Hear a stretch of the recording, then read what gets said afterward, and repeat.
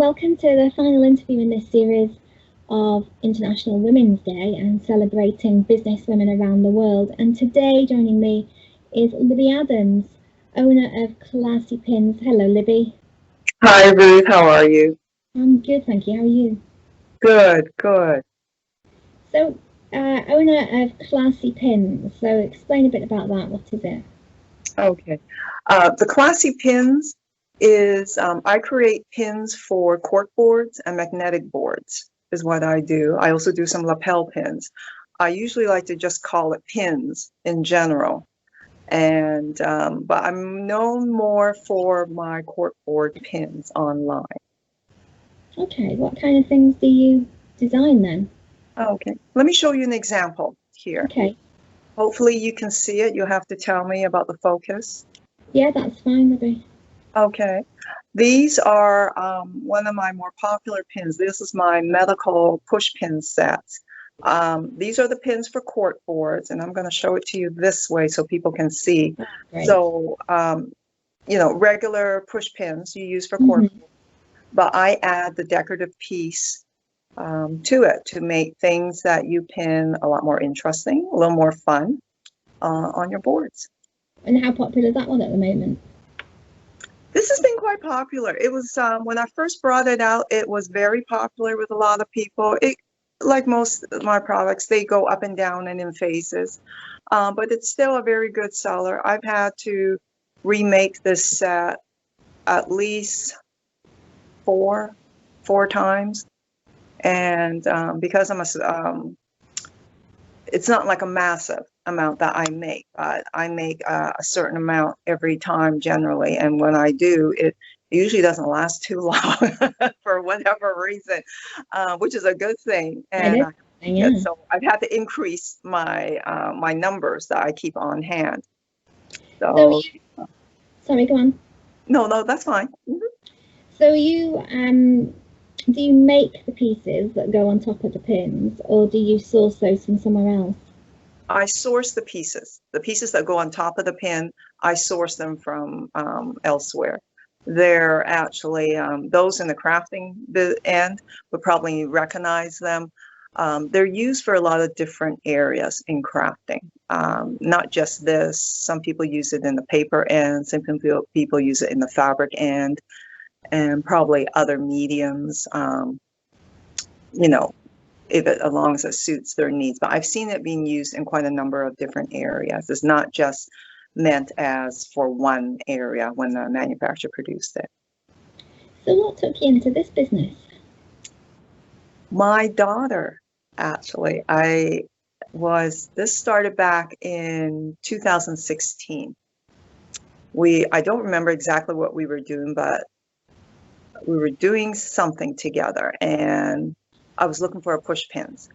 And I remember I had some push pins that were decorative as well. I had a travel set long ago that I bought that had like the pyramid, the Sphinx, the different popular sites from around the world.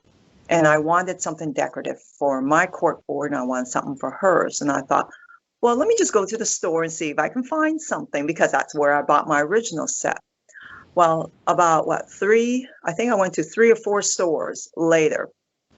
I did not find anything close to what I had. Everybody had the regular push pins, regular thumbtacks. If they had anything decorative, it was really simple, and it really wasn't what I was looking for. So I started looking online, looking through YouTube. I said, well, maybe I can make something for her board and for my board, So I started with just doing a lot of research and found there were quite a few videos, and I thought, okay, let me try my hand at it. And I thought it was quite nice, and she liked it. My daughter liked it. She was quite little back then.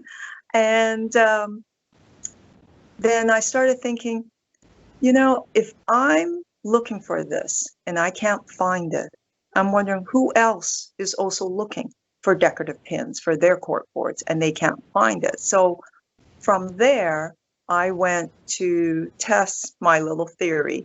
It happened to be around the fall during the holiday season. And I rented a little spot at one of the local schools. where they had the holiday booths at Christmas time. And I made a bunch of pins and I just took it there just to see what the reaction would be. You know, if the reaction wasn't good, I said, fine, then we'll just keep the pins for us to use at home. No loss there, because I certainly can use pins on my board, and so could my daughter and my sons as well for their boards as well. So it was very surprising. The response was very overwhelming. People loved this idea of all these different type of pins, because I had all sorts of different themes. I started with gemstones, like you know, the imitation gemstones people would do in crafting. So I started with that, and then the ones you just saw, that style, a different type of theme style. So from there, I've been doing a lot of holiday shows and selling them there.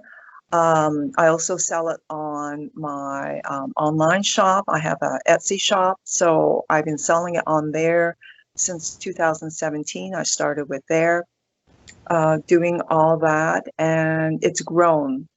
The popularity and people finding me, it has grown a little bit each year, and this is probably my 4th year doing this now.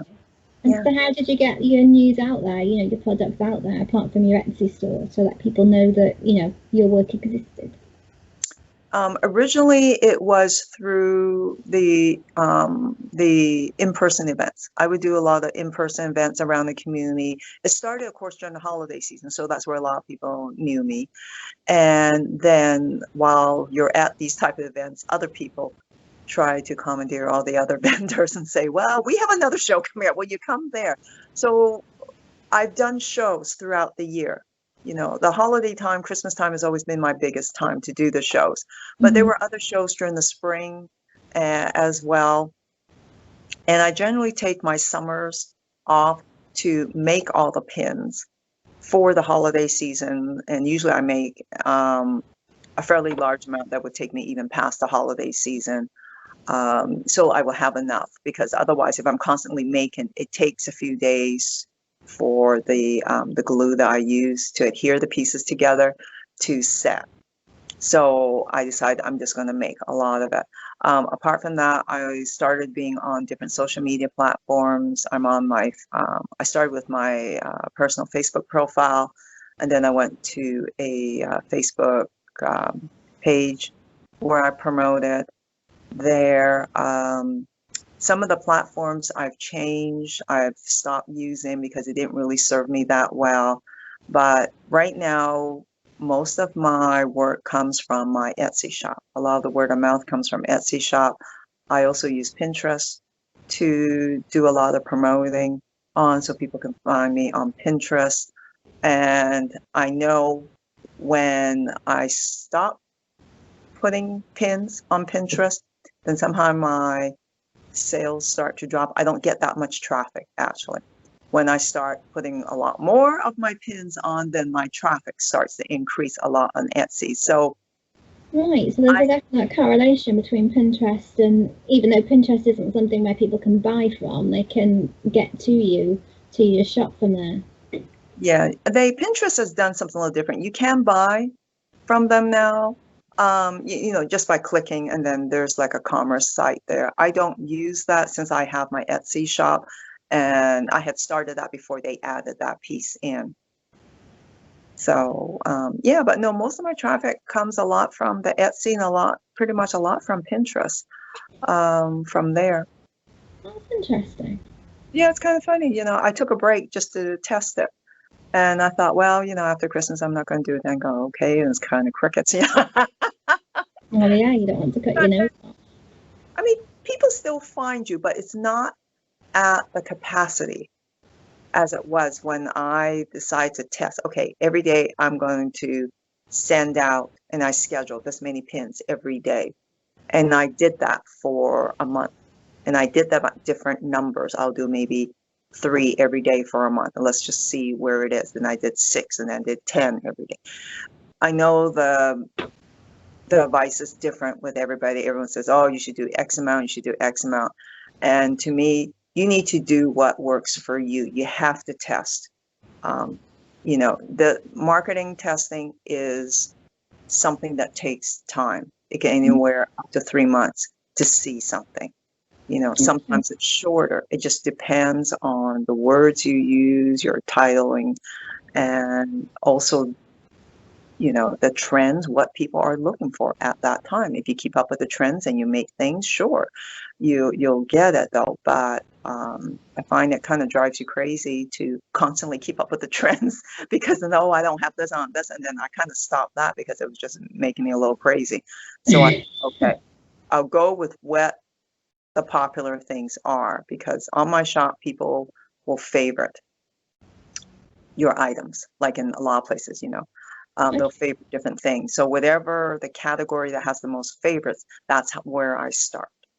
And that's where I start my promoting. So if it's, I have food related pins or let's say my job related pins I just showed you, I will do a large section of job related pins, but different kinds that I have to promote it. And, from there, I just kind of go from there.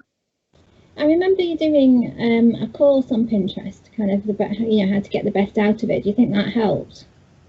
Yes, I also did. I haven't done it for a long time. I used to also do a live call, or what we call live sales, where I would, I have my little camera girl, my daughter is my camera person, and I would line up a whole bunch of pins on, and I would do a live call, probably, I think I did it twice a month.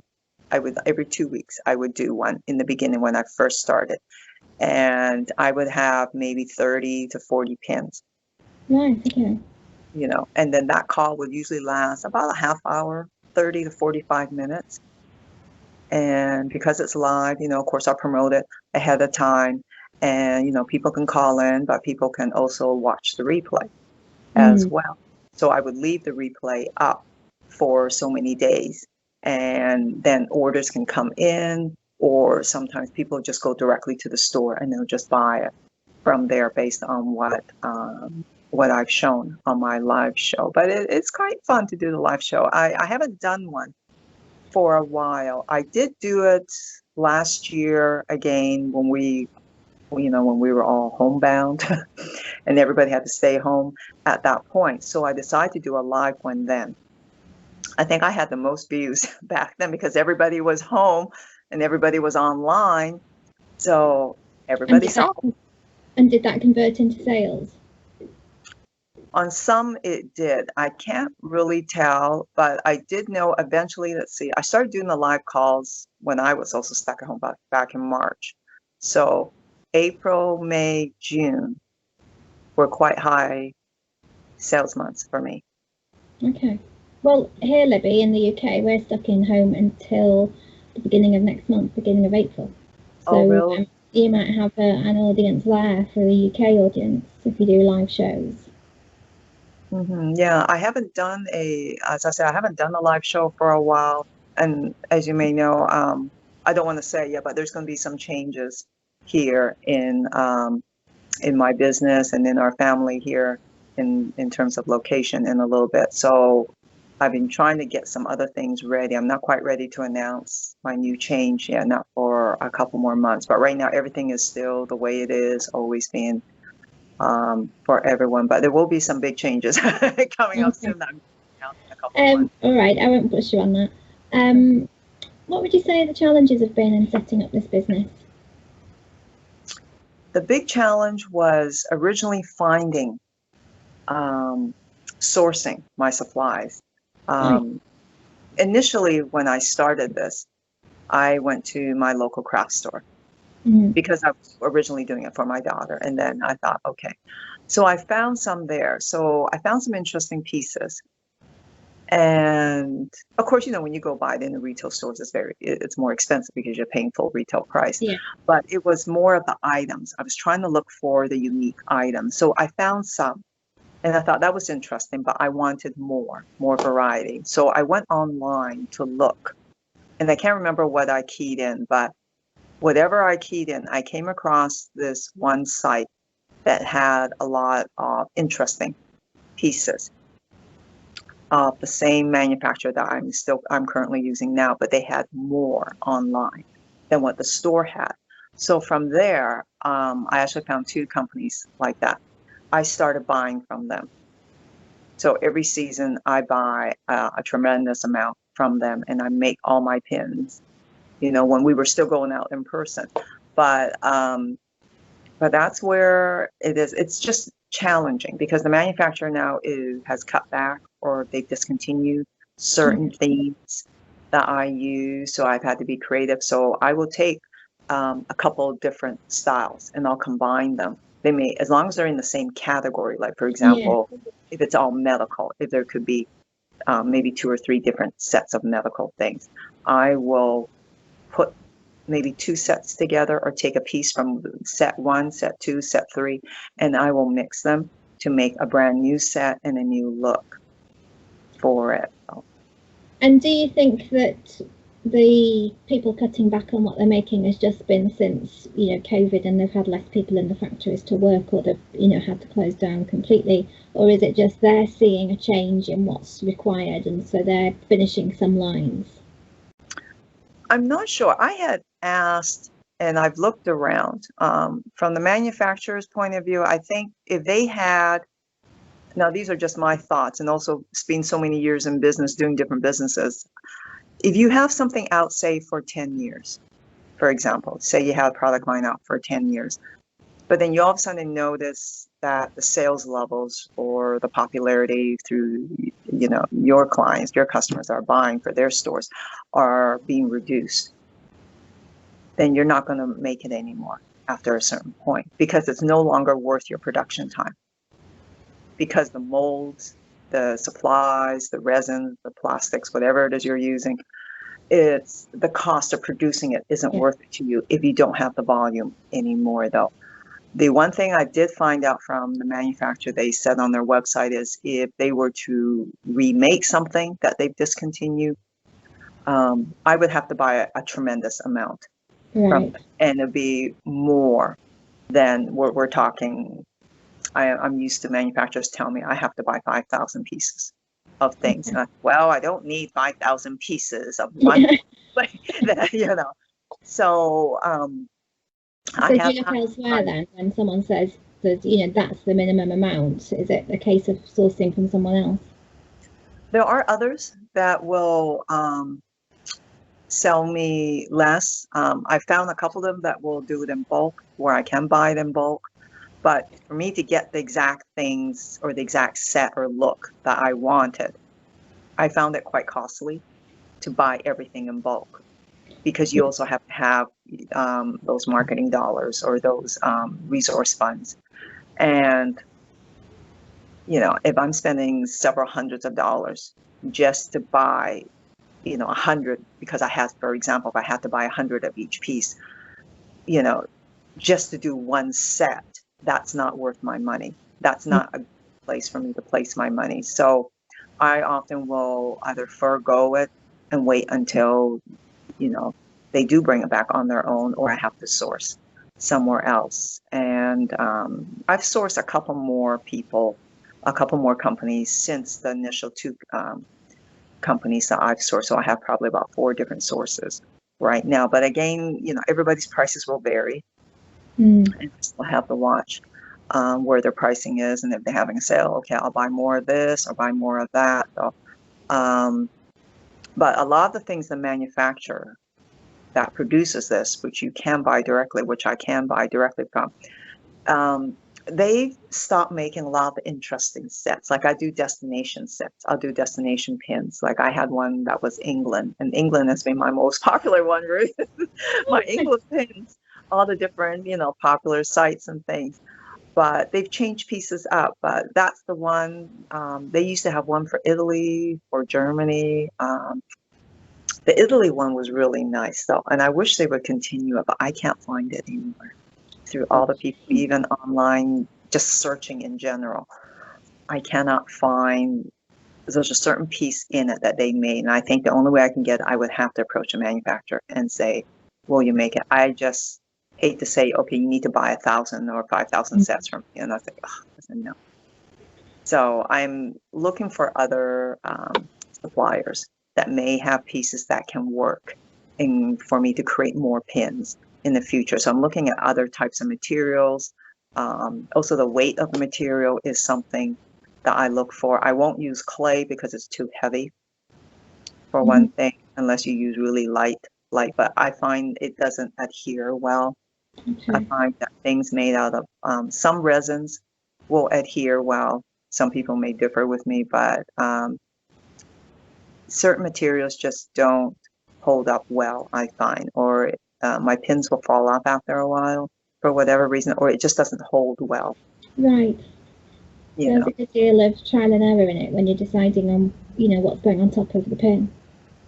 Yeah, I'll do some testing, and sometimes I'll use my X-Acto blade. Okay, can I get it off?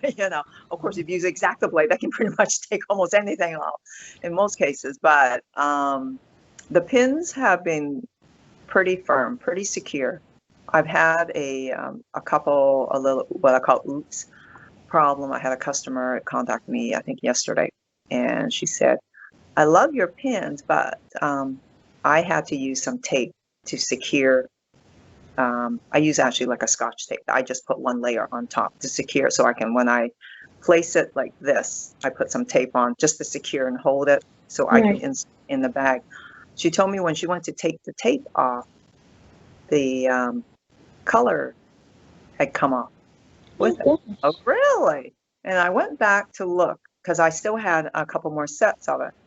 And it turns out it was a different manufacturer that made this particular item, that how they added the color, it was on a plastic film. So the plastic film was secured tightly to the item, but the color was like another film on top. So I didn't know. And when I put tape on, the tape took that color film off. So it was just white canvas, Right. and so I thought, okay, I can't use that to secure things from this particular manufacturer because of how they do it. My original one, they don't do that. It's not like that. The color is in the plastic. If Yeah. you're a Which is yellow what you plastic, the expect. whole liquid compound is all solid. Yeah. Yeah. Yeah. So I guess it's a more inexpensive way. The way they did it, it's a film.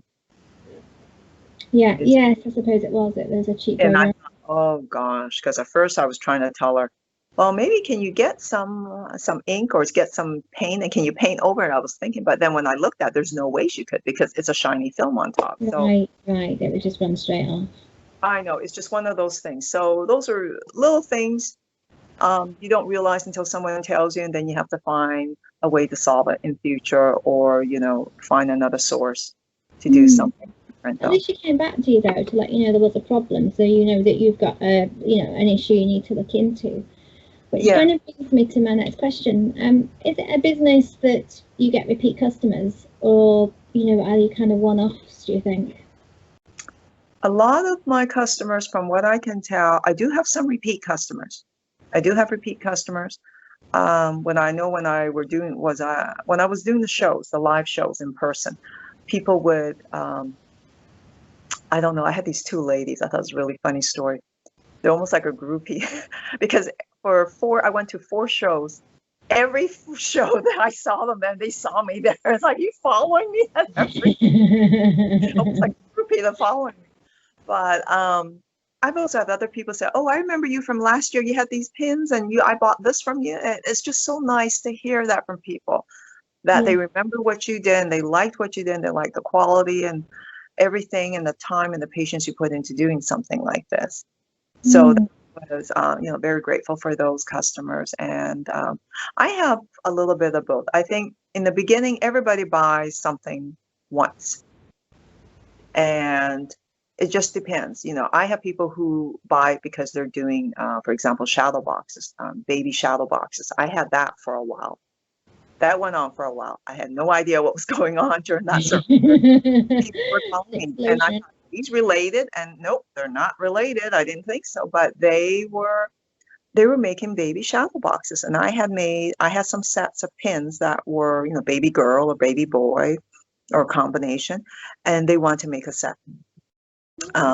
So I've also done some custom orders for people where I'll source different places for different things to Okay. help them make something that they needed. within the same category. So I'll do that. Yeah, I did a lot of custom orders in the beginning. People would ask me, well, can you find this for me? You know, I still get emails from people and messages on my shop saying, can you do this or can you do that? You know, most of the times I say, if I can find it, I can make it. As long as I can find it and I can adhere the two together and it's not going to fall off or the weight isn't too heavy or whatnot, I can make it. You know, there's been a couple times I couldn't find something because there just wasn't anything like that on the market. And to make it would have been too costly because I know that I would have to find something to make the mold of what it is. And if I can't find the original item, I can't make a mold out of it. No, and then you're into a whole other lot of expense. Yeah. So Oh, yeah. I asked you what your challenges were. What's been your absolute joy from doing your business? My joy is creating. Creating is my biggest joy. Being able to, you know, like to create things like this, to be able to take it and make it into something, put it in a shop and have people say, this is exactly what I've been looking for. And can you make this for me? I need this many. For me, it's more in the creation and the first part. The second part is in the joy and in the emails and messages I get from customers to tell me that they absolutely love what I've made for them and it just fits perfectly into their area of where they want to use the pins. And what is it about the actual creation that brings you so much joy? It's just something new. It's hard to explain. Taking something ordinary that was meant for something else, and then having that, in psychology, we call that aha moment. My professors used to say that light bulb moment, that, hey, I can take this and I can make it into this, or I can make it into this. So it's that realization and the joy knowing that, okay, I can make it into this, make a set of this for this person. I can create it into something else and make it into a different set for this person. Knowing that I discovered something is what gives me the joy. That's a really lovely answer, Libby. Thank you. Really lovely answer. It wasn't quite what I expected. I thought you were going to say because it just brought you peace doing it. I mean, but that was just a lovely answer. But it also gives me peace too, but it's more of the fun. I think the fun, the creativity. I've discovered these last few years being creative is what I enjoy. And I'm going to continue doing this, going to continue finding more new things. You know, every year I want to create at least a couple new sets, you know, new designs. I'm working on one now that I did complete a couple of different ones. So I'll be putting it on my shop soon once I get some more supplies in. Yeah. Yeah, it's all the testing. It's in the testing stage right now, just to see if things would work. And if it does, and it looks like it's working, so I'm going to be ordering more and be creating some more sets and putting on my shop. And then probably next couple of weeks or so, as soon as the supplies come in. Okay, we'll come to your shop name in a minute so people can come and find you, because I'm sure you've whetted everyone's appetite. But I've asked everyone this in the series. How has COVID changed your business? Well, as I said, last year, April, May, June was really busy. COVID, I think, because people end up being stuck at home and they couldn't go out in those first while, they spent more time looking online at all sorts of things, not just shopping. You know, you're watching movies, you're watching funny videos, whatever. But I think in terms of the shopping in my shop, I think people, because they had the time, and these people always like to window shop, if you can call it that, before you even buy. By staying at home, for so many people, it gave them opportunity to search and the time to search and just look at things that they never had the time to. And because I stick in all my good keywords and my SEO titles and all that good stuff, people are pulling up things that they want for whatever reason, and they're finding what they want, you know. And I get messages from people say, do you have this? Can you make this for me? Because I want to do this now. you know. But I think being at home so much all last year for everyone, that it has given a lot of business, a lot of small businesses like myself, and even businesses bigger, have said they have experienced tremendous growth in their business, or at least much more awareness of their business in other people's minds and eyes when they go online, though. So it has, I think people have just been able to spend more time and to shop and look for things they've always wanted to, but never had the chance. Or sometimes, because I'm on Etsy, I know a lot of people know Etsy is a large online platform where there's a lot of handmaids, but it's also a lot of custom made items too, and a lot of vintage things. People all of a sudden discovered it. And once you discover it, oh, let me see what else is in this shop. Let's see what else is on this platform. So I think that's how people are discovering shops like myself on the Etsy platform, because they have the time to look. Yeah, Libby, I think that's fantastic, and I'm so glad that it's working so well for you. So we've mentioned Etsy a few times. What's the name of your shop? The name of my shop is called Classy Pins by Libby, and I'm on Etsy. Now, when you're on Etsy, you have to type the title all as one long word. That's just the way they are. People can also find me on my Facebook page by the same name. If you go on Facebook, just type in Classy Pins by Libby. You can find me there. You can also find me, if those who like to go on Pinterest, if you can just type in, again, the same name, Classy Pins by Libby on Pinterest, and you get to see all the different pins that I've made there, just to showcase the different styles and backgrounds and uses of them. Okay, Libby, well, I'll put that sign up when I edit the video so that people can get written confirmation of your shop title and your Facebook pages and Pinterest. So thank you so much for joining us. I really appreciate your time. Oh, thank you for having me. I appreciate this, Ruth. Pleasure, absolute pleasure.